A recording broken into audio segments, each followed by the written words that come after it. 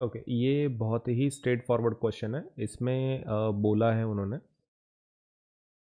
कि ए बी सी 69 डिग्री है और ए सी बी 31 डिग्री है, मतलब they have directly given angles, और बोल रहे हैं बी डी सी निकाल के दो।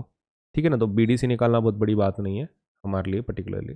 तो बी डी सी मतलब वो कौन सा एंगल ढूंढने के लिए बोल रहे हैं, ये वाला। ठीक है, ये वाला एंगल ढूंढ के दे दो भैया, ऐसा बोल रहे हैं वो। तो let us start with that. ठीक है, सबसे पहले एक काम करता हूँ मैं, ये छोटे वाले फिगर को मैं पहले ले लेता हूँ। ठीक है, मैं क्या कर रहा हूँ, वो जो ए बी सी ट्राइंगल है ना, मैंने एक उसका सेपरेट डायग्राम लिया है फॉर योर अंडरस्टैंडिंग। ठीक है, ये आपका मेन डायग्राम है, ये आपका मेन डायग्राम है। ठीक है, तो ये आपके समझाने के लिए, ये आपको एग्जाम में निकालना ऐसा कंपलसरी नहीं है। तो अब मुझे एक चीज़ बताओ, अगर आपके पास एक ऐसा डायग्राम है, एक ऐसा ट्राइंगल है जिसमें दो एंगल दिए हुए हों, can we find third angle? बिल्कुल आराम से, है ना, एंगल सम प्रॉपर्टी से। So let us do that. सबसे पहले angle angle B A C, तीनों एंगल्स को जल्दी जल्दी ले लेते हैं। चलो, angle A B C plus angle B C A plus angle B A C is 180 degree. ठीक है, तीनों का एडिशन कितना आ जाएगा? 180। And what is the reason? Angle sum property of triangle, angle sum property of triangle. चलो value को place करते हैं।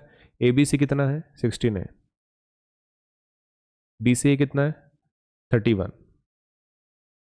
और बी ए सी वही निकालना है, 180 डिग्री। ठीक है, तो ये एडिशन कितना हो जाएगा? 69 plus 31, that will become 100, plus angle B A C is equal to 180 degree. So angle B A C कितना आ जाएगा फिर?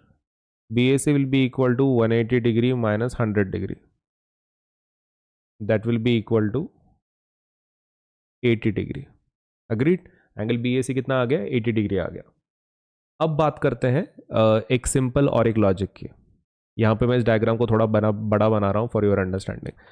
अभी देखो, बी ए सी तो 80 आ चुका है। बी ए सी कितना आ चुका है? 80। करेक्ट, बी ए सी कितना आ चुका है? 80 आ चुका है। अब मैं ऐसा बोल सकता हूँ कि ये जो दोनों ये हैं, मतलब ये जो दोनों एंगल्स हैं, A B A C and B D C, क्या उनका जो सेगमेंट है क्या वो सेम है? एक थ्योरम है ना जिसमें वो ऐसा बोलते हैं कि angles in the same segment are equal. ये जो ये जो सेगमेंट है और उसमें से जो एंगल्स बने हुए हैं, right, those angles are what? Equal. सही है, तो हम सीधा डायरेक्टली क्या लिख सकते हैं, अगर ये 80 डिग्री है तो ये भी क्या होगा? 80 डिग्री। रीजन क्या लिखेंगे? Angles in the same segment are equal. कौन सी सेम सेगमेंट है यहाँ पे? बीसी सेम सेगमेंट है उनके लिए, तो that's why the angles are equal. तो बस उसी को हम लोग यहाँ पे लिखेंगे मस्त। क्या लिखेंगे? Angle angle B A C and angle BDC are in are angles in same segment, are angles in same segment। Same segment के एंगल्स है भाई वो। सेम सेगमेंट कौन सा नाम क्या है? BC। करेक्ट, BC सेगमेंट है ना, दोनों के लिए कॉमन है।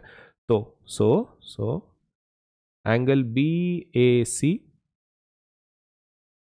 Is equal to angle BDC। Reason क्या लिखेंगे? Angles in the same segment are equal.